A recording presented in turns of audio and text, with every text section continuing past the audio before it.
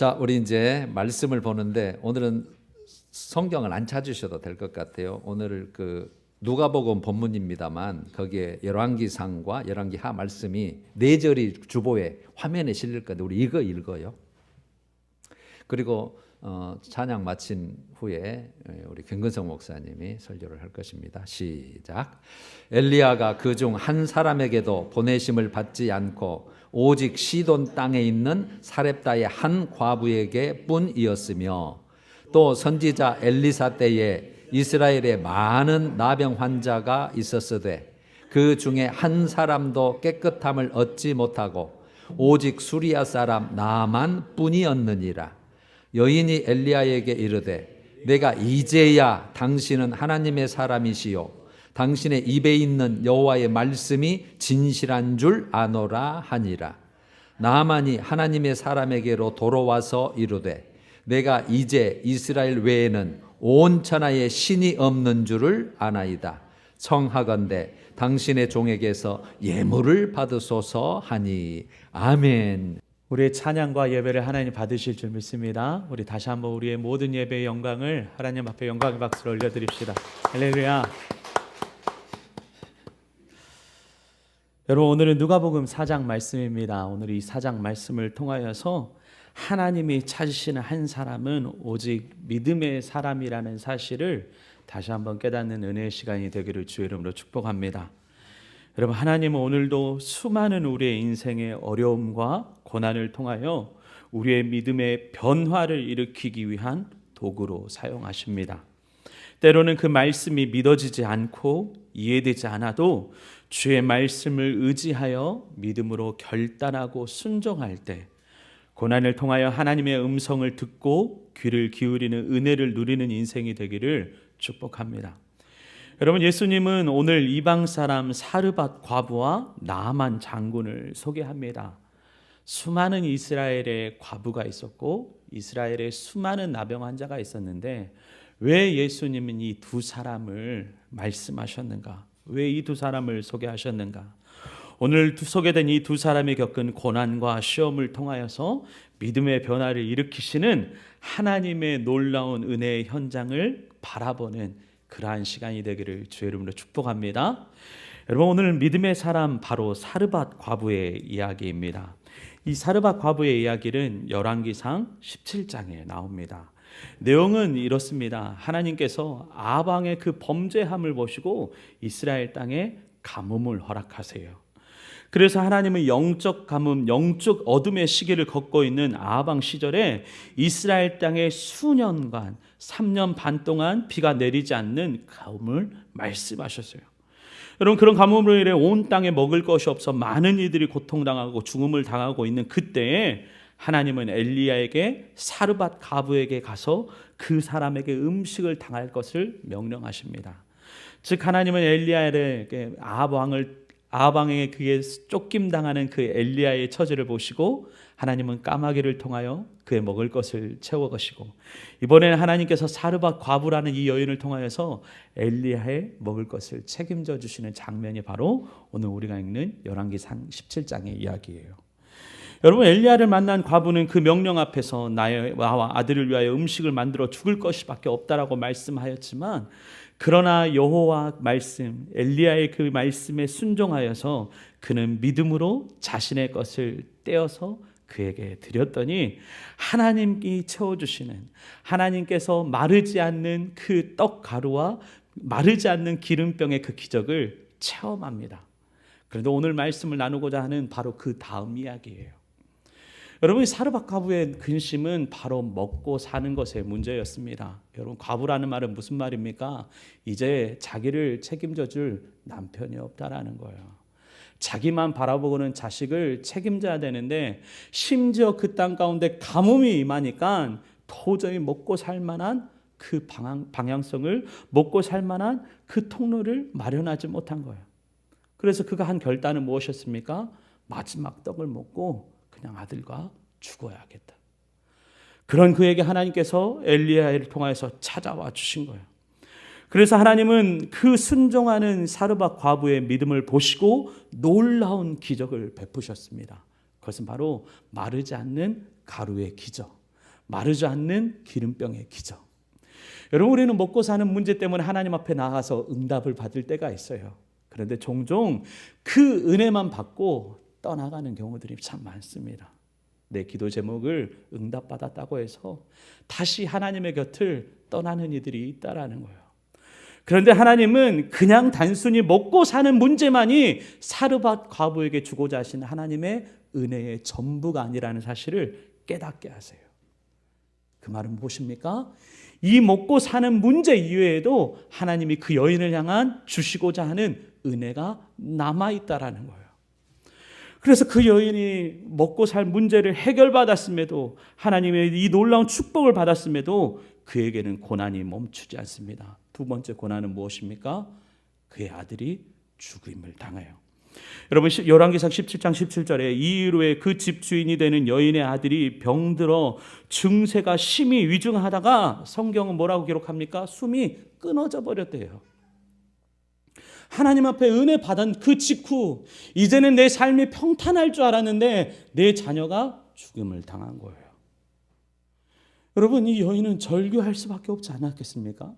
그래서 하나님 앞에서, 엘리야 앞에서 절규하는 거예요. 18절에 보니까 여인이 엘리야에게 이르되 하나님의 사람이여 당신이 나와 더불어 무슨 상관이 있기로 내 죄를 생각나게 하고 또 내 아들을 죽게 하려고 내게 오셨나이까.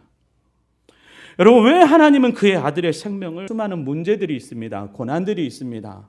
그러나 우리는 그 고난 앞에서 왜라는 질문을 반드시 해야만 해요. 하나님 앞에서 왜라는 질문을 해야만 해요. 왜 하나님은 그의 아들을 생명을 걷어가셨는가? 왜 하나님은 아직도 사르밧 과부에게 일하시기를 멈추시지 않는가? 그것은 바로 하나님은 아들의 죽음이라는 또 다른 고난을 통하여 지금 사르밧 과부의 믿음의 변화를 이끌어 가시고 계시기 때문이에요. 이것이 진짜 하나님이 사르밧 과부를 찾으신 목적이고 이유라는 거예요. 여러분, 우리가 금요 밤에 우리가 함께 역대하 말씀을 통하여서 이 성전에서 기도하시는 하나님의 음성, 솔로몬이 성전을 짓고 1000번제를 드리는 하나님 앞에 이 성전에 와서 주의 백성들이 자신들의 죄를 깨닫고 기도할 때, 부르짖을 때 하나님 이 기도 들어주세요, 응답해 주세요 라는 그 간구의 기도를 드립니다. 그래서 그 기도를 들으시고 하나님이 너희들이 이 성전에 와서 네 죄를 사하고 네 죄를 고백하고 아버지 앞에 나오면 내가 반드시 너의 기도에 응답하리라. 네가 기도하기 전에도 이미 내가 이곳에 와서 너의 눈에, 너의 말에 나의 귀를 열고 나의 눈을 열어 내가 너에게 은혜를 베풀겠다고 하나님 약속하세요.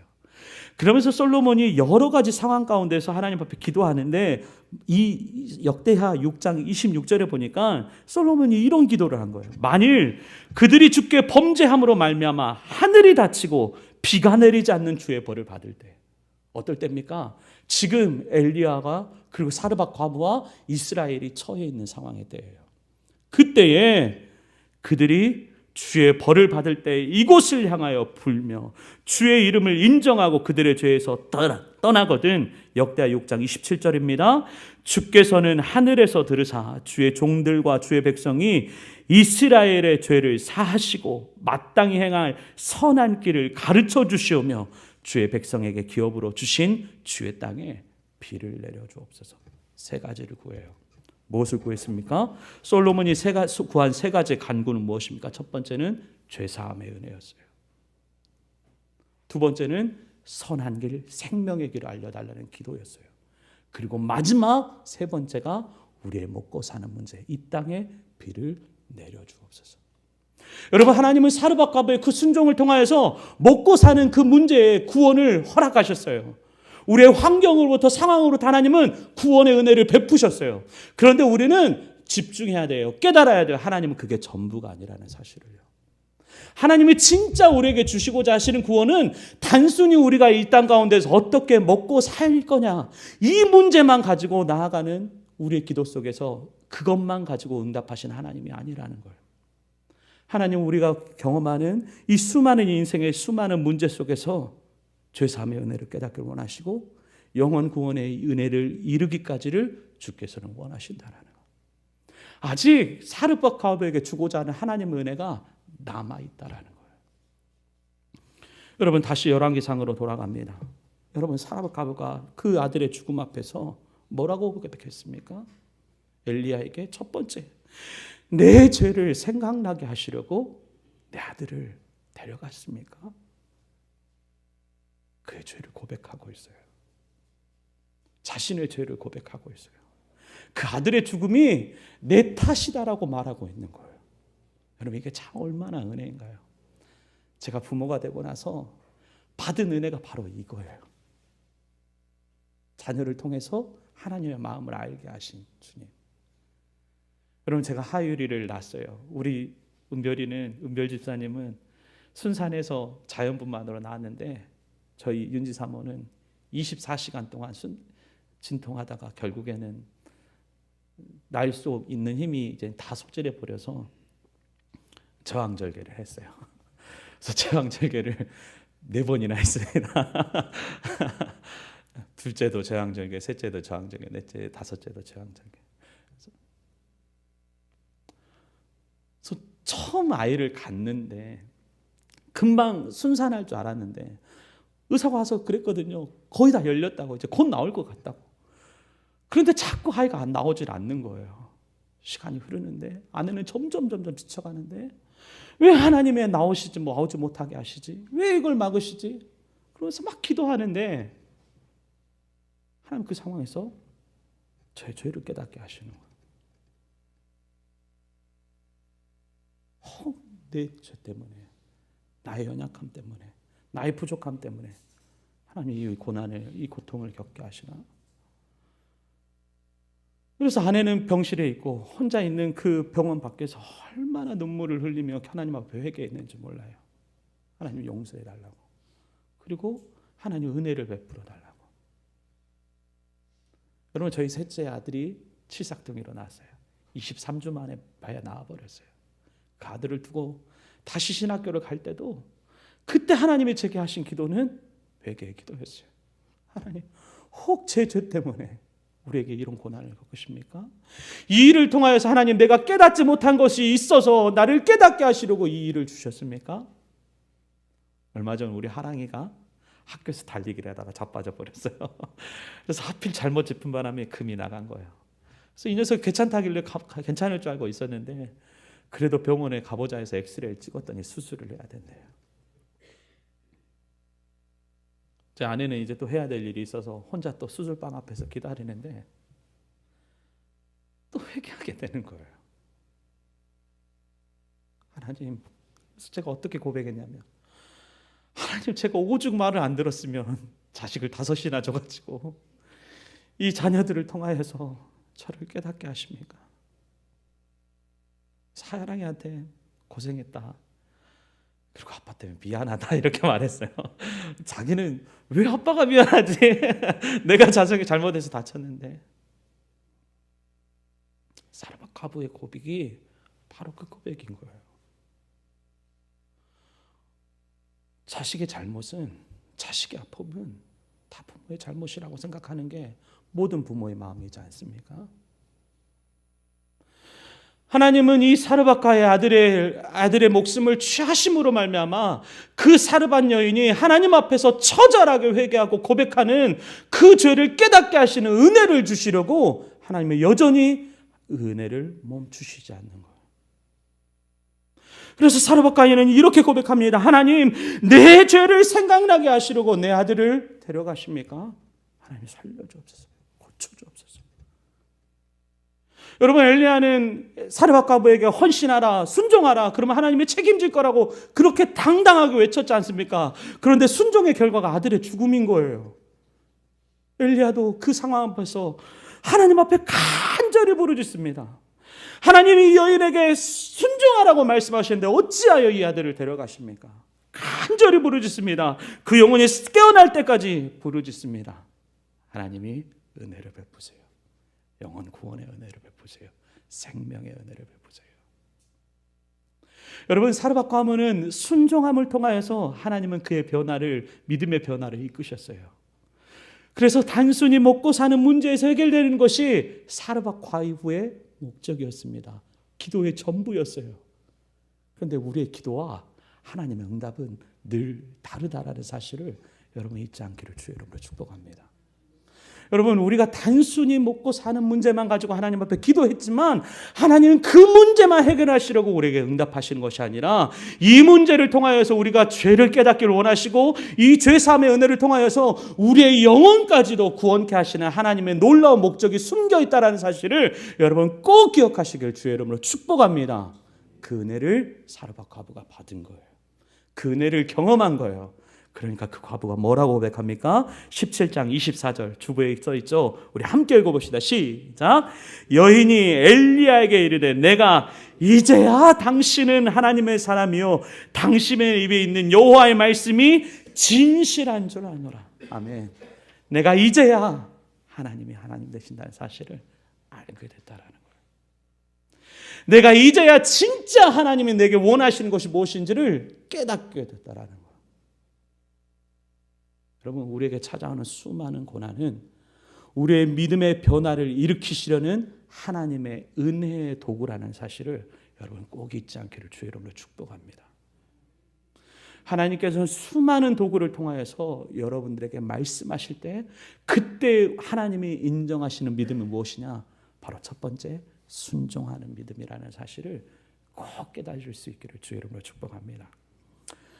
여러분, 이와 같이 하나님께서는 엘리야를 통하여서 사르밧 과부 여인을 통하여서 그 한 사람의 순종을 통하여서 우리의 먹고 사는 문제를 해결하실 뿐만 아니라 우리의 모든 죄를 사하시고 우리의 영혼까지도 살리시고 고치시는 여호와 하나님이라는 사실을 깨닫게 하셨어요.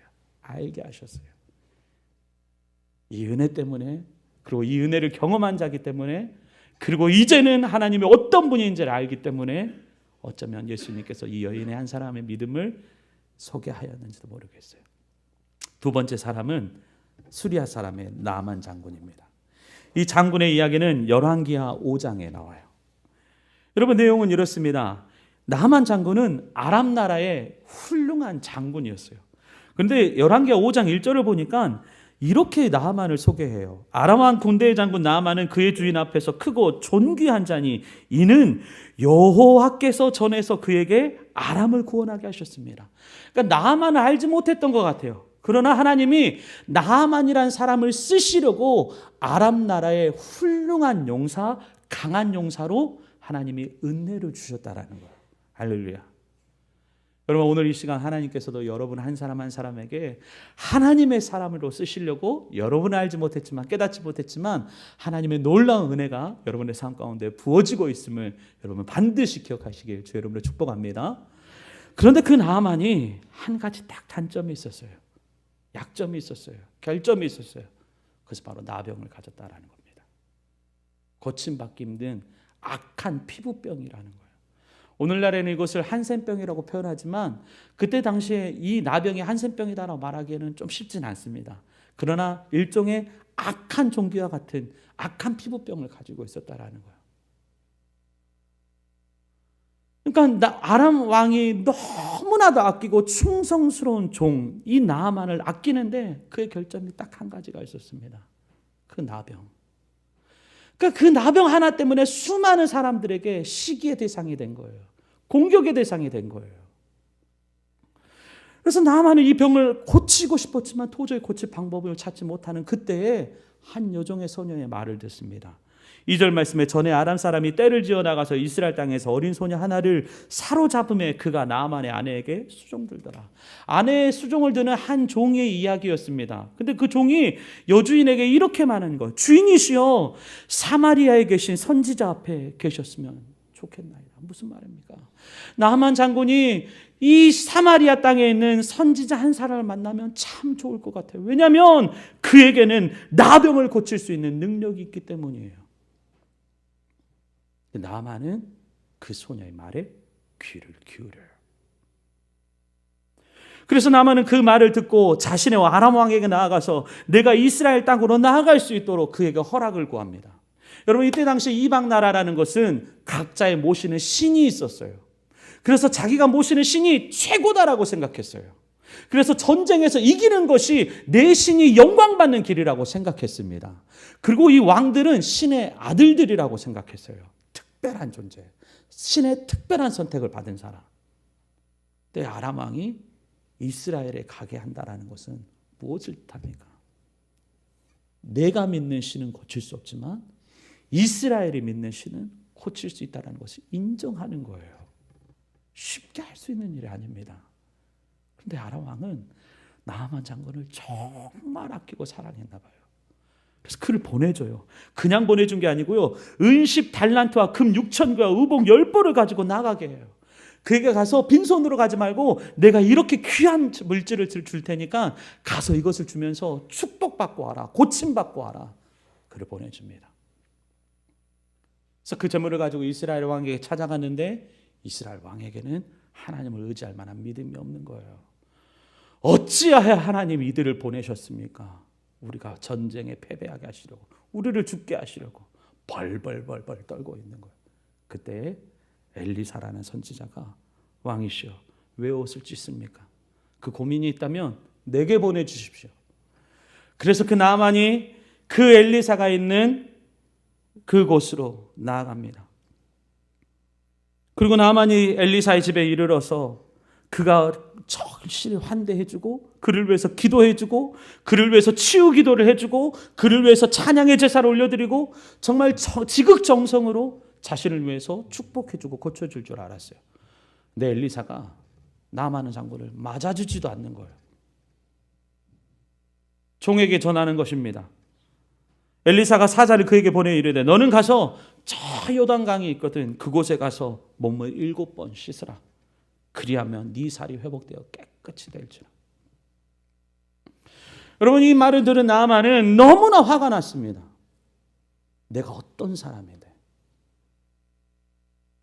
내가 얼마나 아람 왕에게 총애를 받는 사람인데, 내가 너를 만나기 위해서 얼마나 많은 길을 걸어왔는데, 내가 그냥 빈손으로 오지 아니하고 이 많은 금은보화를 가지고 왔는데 이렇게 나를 환대해? 나만이 노아에 물러가며 이르되 내 생각에는 그가 내게로 와서 하나님의 여호와 이름을 부르고 그 손을 그 부위에 흔들어 나병을 고칠까 하였도다. 뭐라고? 요단강으로 가라고? 그가 분하여서 떠났어요. 그래서 하나님이 그 나아만에게 귀한 은혜의 사람을 붙이십니다. 그의 종들이에요. 13절입니다. 그의 종들이 나와서 말하여 이르되 내 아버지여 선지가 당신에게 큰 일을 행하라 말하였다며 행하지 아니하였나이까? 그런데 겨우 요단강 가서 씻으라는 건데 그건 못하겠습니까? 나만이 또 그 말에 귀를 기울여요. 그 결과 그는 요단강에서 7번 몸을 잠그니 그의 살이 어린아이와 같이 회복되는 은혜를 경험한 줄 믿습니다. 아멘. 나아만에게 있었던 은혜는 듣는 귀였어요. 여러분, 그런데 나아만이 나병이 없었더라면 하나님의 말씀을 들었을까요? 만약 나아만에게 이 나병과 같은 자신이 해결할 수 없는 이 문제가 그에게 찾아오지 않았다면 한낱 어린 종의 말에 자신의 그 아무것도 아닌 그 종들의 말에 귀를 기울일 수 있었을까요? 어쩌면 나병은 그의 귀를 여시려는 하나님의 은혜의 도구였다라는 거예요. 나아만에게 찾아온 것은 나병이었습니다. 그런데 그 나병이 그냥 나병이 아니고 나아만의 귀를 여시사 하나님의 음성을 듣게 하시려는 하나님의 은혜의 도구였다라는 거예요.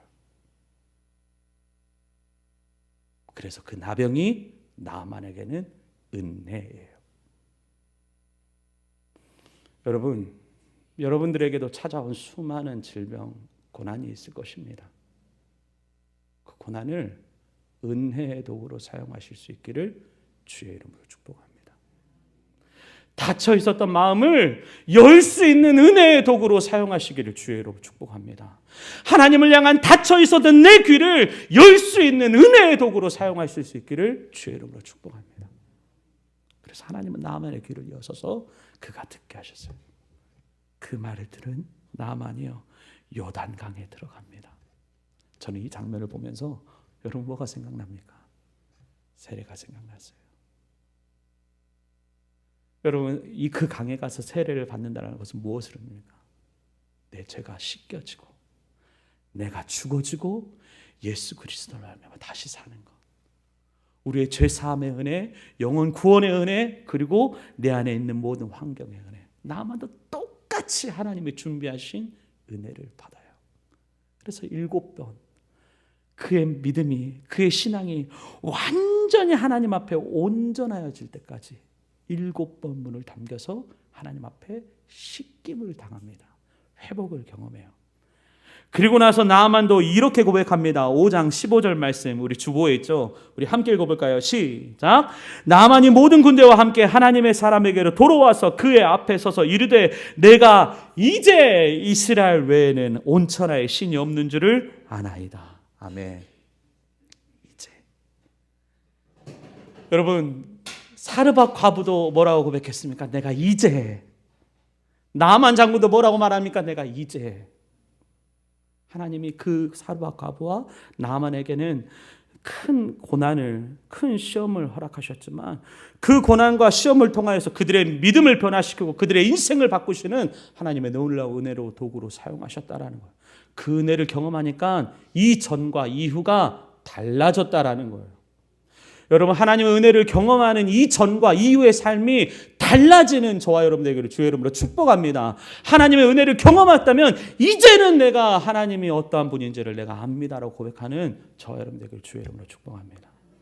여러분, 나아만이 어떻게 바뀌어졌습니까? 그가 이전엔 내가 고침을 받으면 그 대가로 주려고 했어요. 근데 이제 그게 대가가 아니에요. 감사의 예물인 거예요.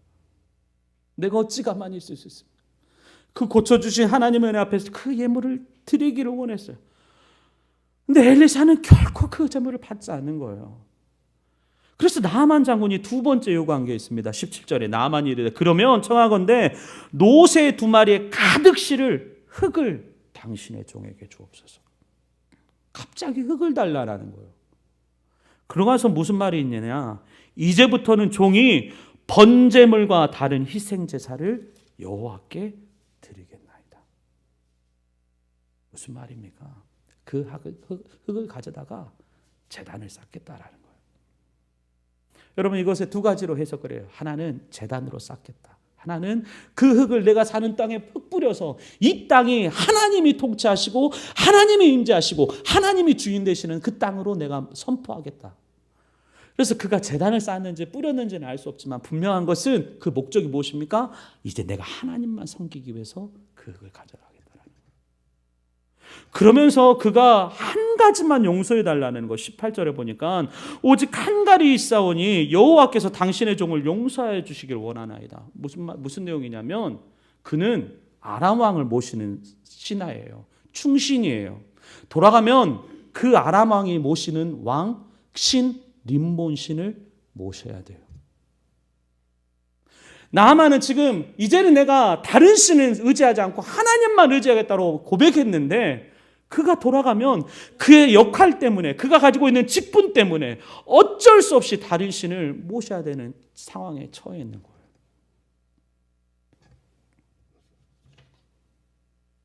그 죄를 먼저 용서를 구하는 거예요. 여러분, 놀랍지 않습니까? 여러분, 우리는 때로는 어쩔 수 없지라는 말로 얼마나 쉽게 타협합니까? 하나님은 나아만 장군에게 어쩔 수 없다라고 말할 수 있는 그 죄 앞에서도 그가 타협하지 않고 하나님께 용서를 구하고 그 죄를 사여 주시기를 간절히 바라는 그러한 믿음으로 바꾸셨어요. 변화시켜 주셨어요. 여러분, 우리의 신앙과 믿음도 결코 상황과 환경 속에서도 타협하지 않기를 주의 이름으로 축복합니다.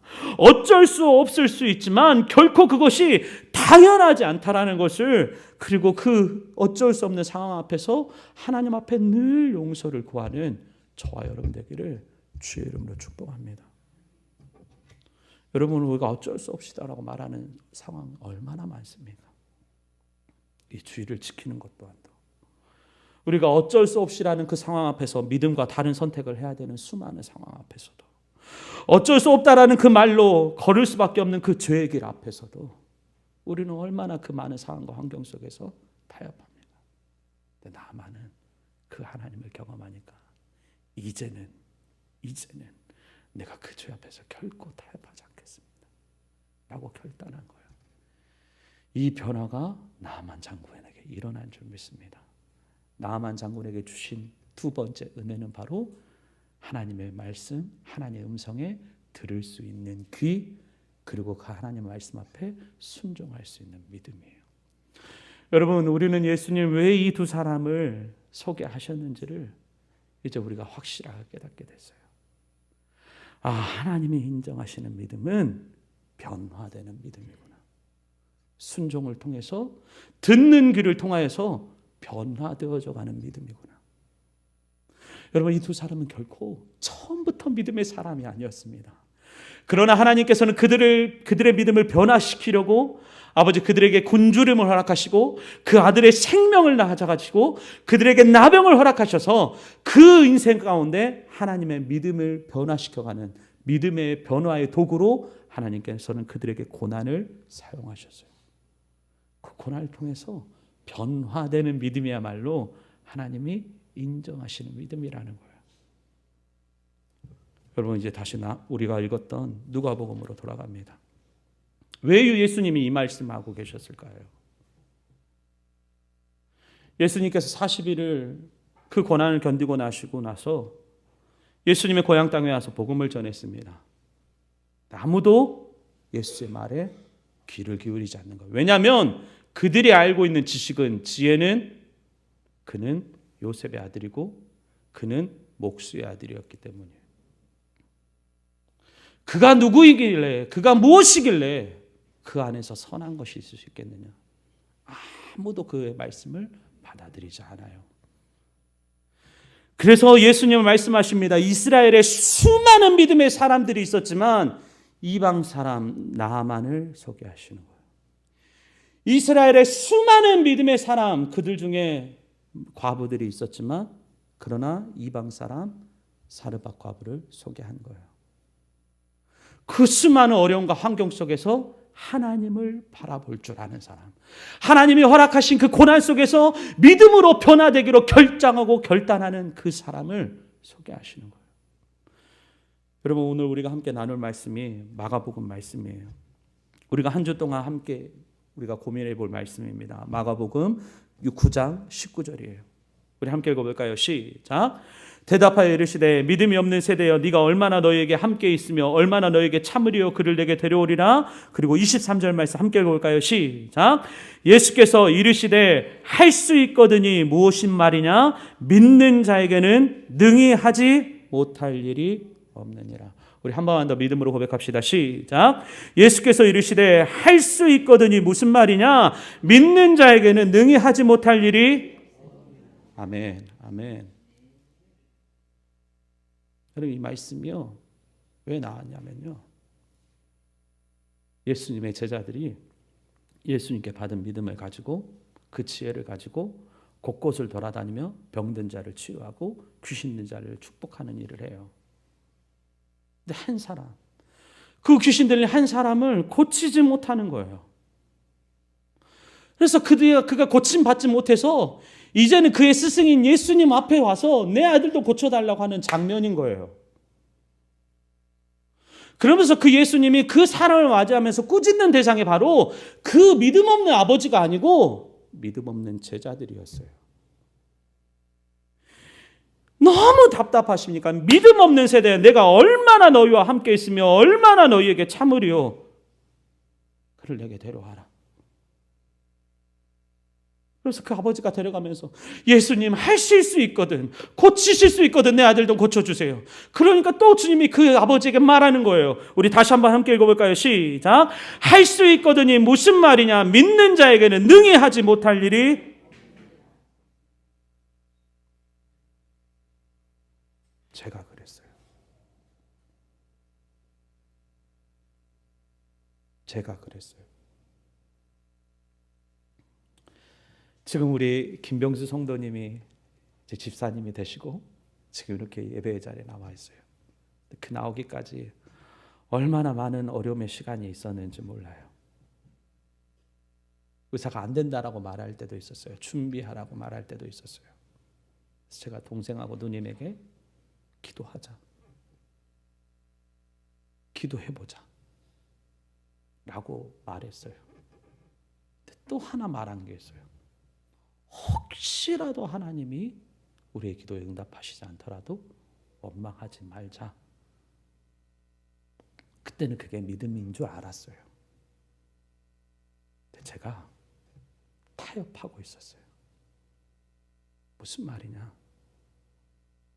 내가 기도했는데, 내가 목사인데, 내가 먼저 믿었는데 내 기도에 하나님 응답하시지 않으면 어떡하지? 피할 길이 있어야 되잖아요. 변명할 게 있어야 되잖아요.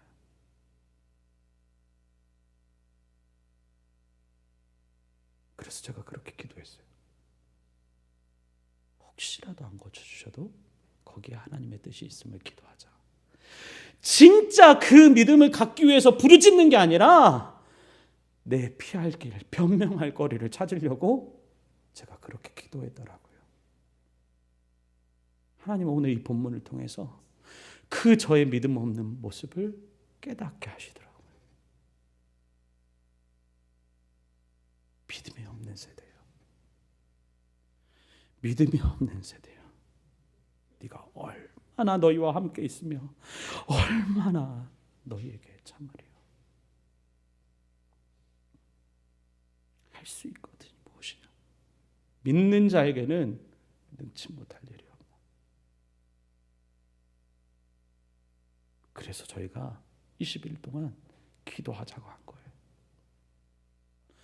우리의 믿음 없으면 하나님 앞에 회개하고, 우리의 믿음 없으면 하나님 앞에 처절하게 고백하고, 이 모든 없음까지도 하나님 앞에 순종하고 헌신하여서 한번 우리가 믿음으로 구하면 하나님이 일하시고 역사하시는지를 지켜보자. 그리고 그 믿음의 결과를 하나님 앞에 맡기자. 한번 기도해보자. 진짜 하나님 앞에 맡겨서 기도해보자. 그래서 기도하기로 결정하고 우리가 내일부터 21일 동안 함께 중보 기도를 할 겁니다. 여러분 말씀 마무리합니다. 여러분 언제까지겠습니까? 지금부터면 됩니다. 이 말씀을 듣고 깨달았다면 지금 하면 됩니다. 여러분 그래서 가지고 부담 가지라는 말씀은 전혀 아닙니다. 그러나 혹여나 여러분들 가운데 기도하고자 하는 주님의 마음을 주시거든 그 마음을 거부하지 마시고, 기도하라는 하나님의 음성을 들었음에도 그 음성을 여러분 모른 채 하지 마시고, 하나님 말씀하신다면 그 음성을 주시고 마음을 주신다면 여러분 언제든지 오십시오. 그리고 혹시라도 올 수 없다면 여러분이 처해 있는 상황에서 함께 기도하십시오. 그리고 우리가 기도할 때, 부를 때 응답하시고 역사하시는 그 하나님을 반드시 은혜의 시간 되게 축복합니다. 기도하겠습니다. 하나님 감사합니다. 믿음 없는 종 주님 세워주셔서 저의 믿음을, 우리의 믿음을 세우시려고 이 말씀을 허락하여 주신 줄 믿습니다. 하나님 순종하는 자 되게 하여 주옵소서. 우리에게 주시는 아버지 고난과 시험을 통하여서 하나님의 말씀을 듣기 위하여서 몸부림치는 믿음의 사람들 주옵소서. 우리 하나된 교회 가운데 순종하는 마음과 듣는 귀를 여시사 하나님이 인정하시는 믿음까지 자라날 수 있도록 성령 하나님 일하시고 역사하여 주옵소서. 함께 하실 줄 믿사며 거룩하신 예수님의 이름으로 기도드립니다. 찬송가 543장 543 어려운 일 당할 때 1, 2절.